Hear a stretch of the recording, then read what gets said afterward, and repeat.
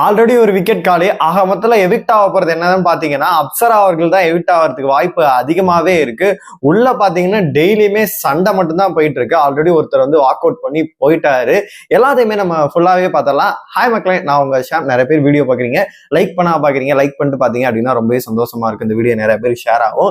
Big Boss season 9 Tamil பாத்தீங்கன்னா நம்ம 2 நாளைக்கு முன்னாடியே சொல்லியிருந்தோம். அதாவது வந்து நந்தினி வந்து வாக் அவுட் பண்ணிடுவாங்க, அவங்க வெளியில போயிடுவாங்க, அவங்க எவிக்ட் ஆயிடுவாங்க அப்படின்னு சொல்லிட்டு 2 நாளைக்கு முன்னாடியே பண்ணோம். ஆனா இன்னைக்கு தான் பாத்தீங்கன்னா அவங்க வந்து வாக் அவுட் பண்ணிருக்காங்க. அபிஷியலா வந்து இப்ப லைவ்ல வெளியில போயிருவாங்க. அதுக்கப்புறமேட்டு இந்த கண்டென்ட் வந்து இதாகும் அப்படின்ற மாதிரி சொல்லியிருக்காங்க.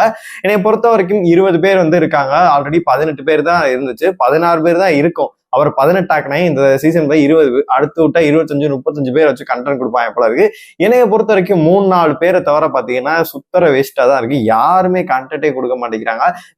விக்ரம் எல்லாம் வந்து ரொம்பவே எதிர்பார்த்தேன். அவரெல்லாம் பாத்தீங்கன்னா பாயிண்ட் வரட்டும்னு வெயிட் பண்ணிட்டு இருக்காரு. அதெல்லாம் யாருமே பாத்தீங்கன்னா ஒரு சிலர் இப்ப பார்வதி வந்து நெகட்டிவா ஒரு கண்டென்ட் கிரியேட் பண்றாங்க. திவாகர் வந்து பாத்தீங்கன்னா ஏதாச்சும் ஒண்ணு பண்ணிட்டு பாத்தீங்கன்னா கண்டென்ட் கொடுத்துக்கிட்டே இருக்காப்ல. அந்த மாதிரி பாத்தீங்கன்னா ஒரு சில நபர்களை தவிர மத்த எல்லாருமே மிச்சர் தான் சாப்பிட்டுட்டு இருக்காங்க. 4 நாள்ல உனக்கு என்னடா புரிஞ்சிச்சு அப்படின்னு கேட்டீங்கன்னா இப்பவே இவங்க ஒண்ணும் பண்ண மாட்டேங்கிறாங்க, இதுக்கப்புறம் இவங்க என்ன பண்ண போறாங்க அப்படின்னு சொல்றதா நம்மளுக்கு தோணுது.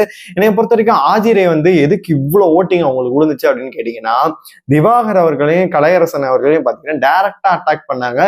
விஜய் டிவி, பிக் பாஸ் டீமே பாத்தீங்கன்னா டைரக்டா அட்டாக் பண்ணாங்க. அட்டாக் பண்ணி தான் பேசினாங்க. இவங்கெல்லாம் எப்படி நீங்க உள்ள விட்டீங்க அப்படின்னு சொல்லிட்டு பேசினாங்க. அதே போயிட்டு கலையரசன்ட்டே சொல்லிட்டாங்க, நான் ஒன்னையும் திவாகரையும் தான் வந்து ஓட் பண்ணேன். அதாவது வந்து நீங்க எல்லாம் ஏதோ ஒரு கோமாளித்தனம் பண்ணி உள்ள வந்துட்டீங்க அப்படின்னா இது ஒரு வந்து பாத்தீங்கன்னா முன் உதாரணமா ஆயிரும். அதுக்காக நீங்க எல்லாம் வெளியில போகணும் அப்படின்னு சொல்றதுக்காக தான் நான் அடிச்சேன் அப்படின்னு சொல்லிட்டு நீ அவர்கிட்ட சொன்னாலே எனக்கு பிரச்சனை இல்லை அப்படின்னு சொல்லிட்டு நந்தினி அவர்கள் ஆதிரே அவர்கள் டைரக்டாவே அடிச்சாங்க. கமருதீனுக்கு அவங்களுக்கு பிரச்சனை இருக்குல்ல. ஆல்ரெடி என்னை பொறுத்த வரைக்கும் 2 பேரும் ஒரே சீரியல்ல தான் நடிக்கிறாங்க. ஆல்ரெடி வெளியிலேயே அந்த பிரச்சனை இருக்குதா இல்ல வெளியில பேசி வச்சுட்டு எதுவும் கண்டென்ட் பண்றாங்களா அப்படின்னு சொல்லிட்டு நமக்கு தெரியவே இல்லை. அந்த பொண்ணு ஃபர்ஸ்ட் பேசுனதெல்லாம் பார்த்து நல்லா இருந்துச்சு. இப்போ கொஞ்சம் பார்க்கும்போது ஓட்டிங்கள் அடிப்படையில பார்க்கும்போது திவாகர் நல்ல புதுன்னு மேல வந்துட்டாரு. அதனால அந்த பொண்ணுக்கு வந்து ஓட்டிங் கொஞ்சம் கம்மியாயிட்டு இருக்கு. கொஞ்சம் நெகட்டிவா போற மாதிரியும் தெரியுது அப்படின்னே சொல்லலாம். இப்ப நாளைக்கு சனிக்கிழமை, நாளைக்கு வந்து பாத்தீங்கன்னா உங்களுக்கே தெரியும் 2 எபிசோடையுமே நாளைக்கே எடுத்துருவாங்க. காலைல ஒண்ணு எடுப்பாங்க, மதியம் ஞாயிற்றுக்கிழமை எடுத்துருவாங்க. இப்போ ஒருத்தர் ஆல்ரெடி எவிக்ட் ஆயிட்டாங்க அப்படின்னா இன்னொருத்தர் எவிக்ட் பண்ணுவாங்க அப்படின்னு கேட்டீங்கன்னா எவிக்ட் பண்ணுவாங்க, வாய்ப்பு இருக்கு. ஏன் அப்படின்னு கேட்டீங்கன்னா வீட்டோட ஸ்ட்ரென்த்தை பொறுத்தளவு ரொம்பவே அதிகமா இருக்கு. எல்லாத்தையும் ஃபோக்கஸ் பண்ணி கண்டென்ட் எடுக்கிறது ரொம்பவே கஷ்டமா இருக்கு. இப்போ முத நாள் கண்டென்ட்டை வந்து அடுத்த நாள் வந்து பாத்தீங்கன்னா எபிசோடா போடுறாங்க. அடுத்த நாள் எபிசோடு வந்து பாத்தீங்கன்னா அது லேக் ஆகுது. அதனால வந்து கொஞ்சம் வந்து குறைச்சாங்க அப்படின்னா அவங்க நல்லா இருக்கும். எல்லாருக்கும் சான்ஸ் கொடுத்து பாத்தீங்கன்னா உள்ள கொண்டு வந்துட்டாங்க. இருந்தாலுமே வந்து பாத்தீங்கன்னா எபிசோடு ரொம்ப லேக் ஆகுது, அடி வாங்குது. நேற்று எபிசோட்லாம் பாத்தீங்கன்னா ஏதோ 2 நாள் ஓடுற மாதிரி இருக்கு. அதனால வந்து லைவ் ஸ்ட்ரீமிங் வந்து பார்க்கும்போது அதுல அவ்வளவு கண்டென்ட் இருக்கு. ஆனா வந்து பாத்தீங்கன்னா எபிசோட்ல அந்த அளவுக்கு கண்டென்ட் இருக்க மாட்டேங்குது. அதனால ஆட்களை குறைக்கணும்னு சொல்லிட்டு கண்டிப்பா முடிவு பண்ணுவாங்க. எப்படி நீ அப்சரா வெளியில போவா அப்படின்னு சொல்லி நீங்க கேக்குறீங்க, நீங்க வந்து கேட்கலாம். அதாவது பாத்தீங்கன்னா ஓட்டிங் அடிப்படையில திவாகரை வந்து டச்சே பண்ண முடியாது. அன்அபிஷியல் ஓட்ல அவ்வளவு ஓட்டிங்ல இருக்காரு. அதே மாதிரி பாத்தீங்கன்னா ஆதிரைக்கும் பாத்தீங்கன்னா நிறைய சப்போர்ட்டர்ஸ் இருக்கு போல இருக்கு. அதனால அவங்களுக்கு அவ்வளவு ஓட்டு இருக்கு. அதுக்கப்புறமேட்டு வியானா வந்து பாத்தீங்கன்னா இந்த சௌந்தர்யா, இந்த ஒவ்வொரு சீசன்ல வந்து பாத்தீங்கன்னா ஒரு செட் ஆஃப் ஃபேன்ஸ் வந்து பாத்தீங்கன்னா அந்த ஒரு பாட்டு போட்டு ரீல்ஸுக்காண்டி ஒரு பொண்ணு வந்து ப்ராப்ளம் ஆயிட்டு இருக்கு. அந்த மாதிரி வியானா பண்றதுதான் கியூட்னு நினைச்சு பாத்தீங்கன்னா அது ஒரு ஓட்டுகள்ல விழுந்துட்டு இருக்கு. அதனால இவங்க 3 பேர் வந்து பாத்தீங்கன்னா கண்டிப்பா வெளியில போறதுக்கான வாய்ப்பே கிடையாது. அடுத்து யாரெல்லாம் நம்ம முன்னாடி என்ன சொல்லிட்டு இருந்தோம் அப்படின்னா கலையரசனும் பிரவீன் காந்தி அவர்கள் தான் வந்து டஃபஸ்ட் சிச்சுவேஷன்ல இருக்காங்க. இவங்க 2 பேரும் கண்டிப்பா வெளியில போவாங்க அப்படின்னு சொல்லிட்டு இருந்தாங்க. ஆனா பிரவீன் காந்தியை பொறுத்தளவு பாத்தீங்கன்னா கண்டென்ட் கொடுக்குறாரு, ஓட்டிங்ல லாஸ்டா இருக்காரு. இருந்தாலும் பாத்தீங்கன்னா அன்அபிஷியல் ஓட்டு, அது அபிஷியல் ஓட்டுல கண்டிப்பா அது மாறும். அவர் கண்டென்ட் ஓரளவு பாத்தீங்கன்னா இப்ப பார்வதிட்ட வந்து சண்டை போடுறாரு, குடிக்கலாம் வெளியில போயிரு, நான் ஒரு டைரக்டர், உன எப்படி செய்யணும்னு எனக்கு தெரியும் அப்படின்ற மாதிரி பாத்தீங்கன்னா அங்கங்க அக்ரெசிவ் ஆகுறாரு, கோவப்படுறாரு, ஒரு சில கண்டென்ட் தேத்துறாரு. கலையரசனை பொறுத்தவரை 4 பேரும் அமைதியா இருக்காப்புல. லைவ்ல பார்க்கும்போது அங்கங்க ஏதோ ஒரு கண்டென்ட்டை போட்டுறாரு. ஒரு 10 நேத்து ஸ்டோரி சொன்னதுல இருந்து பாத்தீங்கன்னா ஓரளவு அவருக்கு ஆதரவு வரும்னே வச்சுப்போமே. அதனால வந்து அவர் வந்து ஓரளவு கண்டென்ட் கொடுப்பாரு, இதுக்கப்புறம் கொடுப்பாரு அப்படின்னு சொல்லி நம்பலாம். நம்ம உதவி கலையரசனால பிரவீன் காந்தி வெளில போகும் அப்படின்னு சொல்லி நம்ம எல்லாம் எதிர்பார்த்துட்டு இருந்தோம். அதன் பிறகு பாத்தீங்கன்னா பிரவீன் ராஜ் அவர்கள் சுத்தமா வந்து பாத்தீங்கன்னா தேடா தமிழ் பேச தரலைங்கிறாரு, எதுவும் சொல்லிட்டு இருக்காரு, அவர் ஒண்ணு புரிஞ்சுக்கிறாரு, இரிட்டேட்டிங் கேரக்டர் தான் இருக்காரு. அப்புறமேட்டு அப்சரா, இவங்க 3 பேரையும் கூட ஒரு லெவல்ல வச்சுக்கிட்டா கூட பாத்தீங்கன்னா அப்சரா அந்த வீட்டுக்குள்ள இருக்கா அப்படின்னே சத்தியமா தெரியவே இல்லை. அது பாத்தீங்கன்னா ஓட்டிங்குள்ள கொஞ்சம் முன்னாடி இருக்காங்க, 4வது இடத்துல இருக்காங்க. அப்படி இருக்கும்போது அன்அபிஷியல் ஓட்ட அடிப்படையில பார்க்கும்போது இவங்க 4 பேரும் ஒரே கேட்டகரியில தான் இருக்காங்க, ஒரு பெர்சன்ட் ஓட்டிங்ல தான் இருக்காங்க. இப்ப திவாகர் வந்து இப்போ 1 லட்சம் 1.5 லட்சம் ஓட்டு இருக்காருன்னா இவங்க வெறும் 30,000 35 40 இப்படிதான் இருக்காங்க. அப்படி இருக்கும்போது என்னைய பொறுத்த வரைக்கும் பிக் பாஸ் டீம் வந்து கன்சிடர் பண்ணி இந்த அன்அபிஷியல் ஓட்டெல்லாம் விட்டு தள்ளிட்டு அபிஷியல் ஓட்டை பார்ப்பாங்க.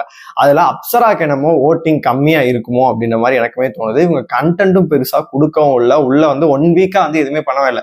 மற்ற எல்லாத்தையும் கம்பேர் பண்ணும்போது ஏதோ ஒரு சண்டை வலிக்கிறதோ இல்லை ஏதோ ஒரு பிரச்சனை பண்றதோ இல்லை ஒரு பேசுறதோ ஏதோ ஒன்று பண்ணிக்கிட்டே இருக்காங்க. ஆனா அப்சரா பொறுத்தளவு பாத்தீங்கன்னா ஏதாச்சும் ஒரு ஃப்ரேம்ல ஏதோ ஒன்று பண்றாங்க பேசுறாங்க, லைவ்ல தான் பார்க்க முடியுது. எபிசோட்ல எல்லாம் சுத்தமா வந்து இந்த ஒரு வாரத்துல வந்து அப்சராவை காட்டியிருந்தாலே பெரிய விஷயம் அப்படின்ற லெவல்ல இருக்காங்க. என்னை பொறுத்த வரைக்கும் அப்சரா வெளியில போறதுக்கான சான்சஸ் வந்து அதிகமாவே இருக்கு அப்படின்ற மாதிரி தான் தோணுது. இப்போ ஒரு சப்போஸ் வந்து அவங்களும் போயிட்டாங்க அப்படின்னா 18 பேரை வச்சு பாத்தீங்கன்னா இன்னும் ஓரளவு வந்து நெக்ஸ்ட் வீக்ல இருந்து கலையரசன் வந்து நீங்க கடைசி அந்த எட்ஜ் மூமெண்ட்ல வந்து பிரவீன் காந்தி கலையரசனை வந்து அவர் காப்பாற்றினாரு. ஃபர்ஸ்ட் எடுத்தோடனே வந்து பாத்தீங்கன்னா ஒரு இது நம்ம ஃபர்ஸ்ட்ல இருக்க திவாகரையோ இல்ல ஒரு சில பேர்களை வந்து தேத்திட்டாங்க அப்படின்னா கடைசியில இவங்களை வந்து சேவ்டு பண்ணும்போது பாத்தீங்கன்னா ஒரு பயம் ஏற்படும். கலை நீ ஏதாச்சும் பண்ணணும், நீ தெரியல அப்படின்னு ஏதோ ஒன்று வந்து பாத்தீங்கன்னா அவருமே கண்டென்ட் கொடுக்க ஆரம்பிச்சோம்னா பிரவீன் காந்தி பொறுத்த ஆல்ரெடி கண்டென்ட் கொடுத்துட்டு தான் இருக்காரு. அதனால என்னை பொறுத்த வரைக்கும் அப்சரா அவர்கள் வெளியில போறதுக்கான சான்சஸ் தான் அதிகமா இருக்கும் அப்படின்ற மாதிரி எனக்கு பர்சனலா தோணுது.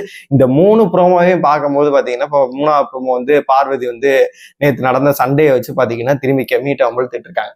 சர்வேவர்ல லிட்டரலி அவங்க என்ன பண்ணாங்களோ அதை 2 மடங்கு இங்க அவங்க பண்ணிட்டு இருக்காங்க. அவங்களோட கேரக்டர் என்ன அப்படின்னா கேட்டா துடுக்கா பேசுவாங்க, இதா அவங்க கேரக்டரே வந்து இரிட்டேட்டிங் கேரக்டர் தான். அவங்க இருந்தாவே பாத்தீங்கன்னா ஏதாச்சும் ஒரு சண்டை வலிக்கணும்.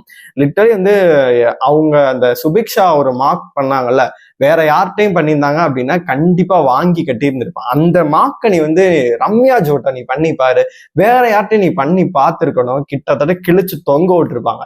ஏன்னா வந்து இவங்களை பொறுத்த வரைக்கும் மீடியா பீப்புள், சுபிக்ஷாவை பொறுத்தளவு பாத்தீங்கன்னா ஒரு விளாகரு விளாகரு ப்ரமோஷனுக்காக வீடியோஸ் எல்லாம் பண்ணியிருப்பாங்க.